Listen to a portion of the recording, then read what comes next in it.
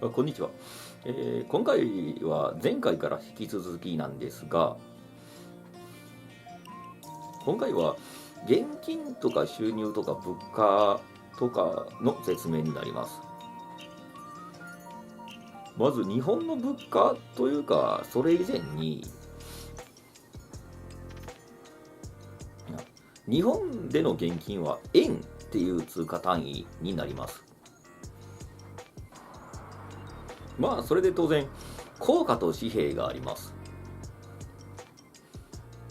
それで一番安い本当に最小単位の現金は1円っていうのが最小単位の現金になります。それで硬貨は1円と5円と10円と50円と100円と500円になりますね。はい。つまり硬貨は6種類あります。それで紙幣は基本的に3種類で、1000円札と5000円札と1万円札ってのがあります。しかしたまに2000円札っていうのがあるんですが、紙幣は基本3種類です。2000円札っていうのは今はほとんどないです。それで物価についてなんですが、日本で1000円だと USB メモリーとか小さな日用品とか、同じくパソコン付属品のマウスとか電池とかが買える金額になると思います。まあそれでまだ小さい子供の月の小遣いぐらいになると思います。それで5000円っていうのは1000円の5倍の金額で、少し高めの買い物ができる金額になると思います。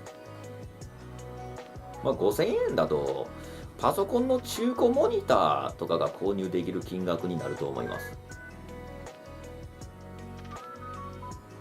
まあ、およそ子供の2月分ぐらいの小遣いになると思います。それで1万円っていうのは1000円の10倍で、まあ大方中古のパソコンとか電子機器などが買えると思います。日本の紙幣としては一番大きな金額になります。物価の説明も全部は多すぎてできないので、おおよその年収とか月収とかの説明をしていきます。それで一月の月収なんですが、安いのが15万円とかですね。15万円っていうのは比較的安い月収になります。それでまあ普通レベルの月収となったらおよそ25万円ぐらいと思います。それで月収換算で多い金額となったらおよそ35万とか40万ぐらいは結構多い金額だと思います。それは結構多いと思います。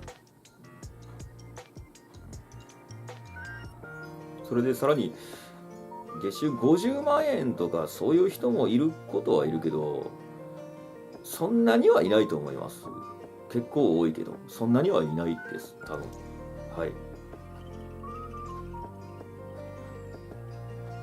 それで物価換算では15万円だと、まあ普通のデスクトップパソコンとかノートパソコンが買えるぐらいの金額になると思います。はい。また25万円ぐらいだとパソコンとテレビが買えるぐらいの金額になると思います。はい。大雑把に考えたら、パソコンと何かしらの家電が購入できるぐらいの金額になると思います。はい。それで35万円ぐらいっていうのは、パソコンとエアコンとか、パソコンと冷蔵庫とか、パソコンと大型家電も買えるぐらいの金額になると思います。さらに50万円となったら、中古の車が購入できるぐらいの金額になると思います。はい。物価で換算したら、大方そんな感じになると思います。はい。それで年収なんですが、まず安い年収が約200万から250万円とかが結構安い年収になると思います。それで普通レベルの年収はおよそ350万円ぐらいだと思います。はい。およそそれぐらいが普通の年収だと思います。はい。それで、ちょっと多い年収っていうのは、およそ450万から500万円ぐらいが、まあまあ多い年収になると思います。はい。年収としては結構多い方だと思います。はい。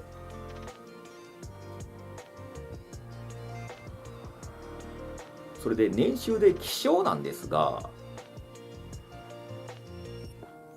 それで年収でたまに1000万とか2000万とか、そういう人もいることはいるけど、かなり少ないと思います。日本全体で考えてもかなり少ない傾向にあると思います。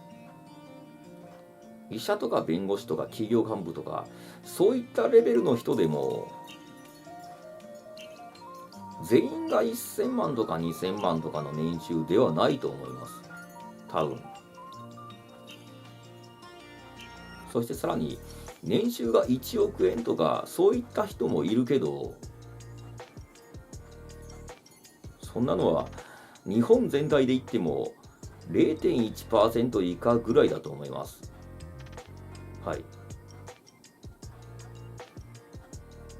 1億円の年収となると、政治家とか芸能人でも一握りぐらいしかいないと思います。それで年収を物価に例えたとすれば、およそ200万とか250万とか、安い年収換算で買えるものといったら、およそ普通レベルの日本の新車なら買えると思います。そんなに大きくはない軽自動車とか、中型の大きさの新車を購入できるぐらいの金額になると思います。しかし中古だともっとたくさんの車を購入できる金額になると思います。それで300万とか350万ぐらいの年収を物価に例えたとすれば、ちょっと大型で高級なたくさんの新車の車、まあ人気 SUV とかファミリーカーとか、いろいろ選んで購入することができる金額になると思います。まあ一般人にとってはかなり大きな買い物になります。それでまあ450万とか500万とか、それぐらいの年収を物価に例えたとすれば、それ以上の高級な車とか、ロレックス、オメガといった人気ブランドモデルの高級腕時計とか、中古なら地方にもよるけど、家とかも購入できるレベルの金額になると思います。都会の辺は買えないけど、田舎のあたりだったら500万もあれば、